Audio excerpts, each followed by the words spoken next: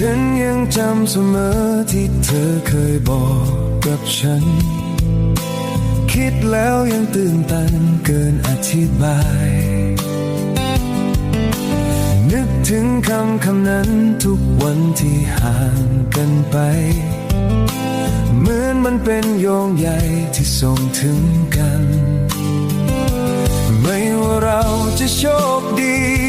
หรือบางทีที่ร้องไห้ต่างคนสนใจจะฟังเพราะว่าในชีวิตเรื่องจริงมันต่างจากฝันไม่เคยมีวันที่เจ็บช้ำใจมีผู้คนอยู่รอบกายเหมือนไม่เห็นใครแต่ใจฉันยังมีเธอ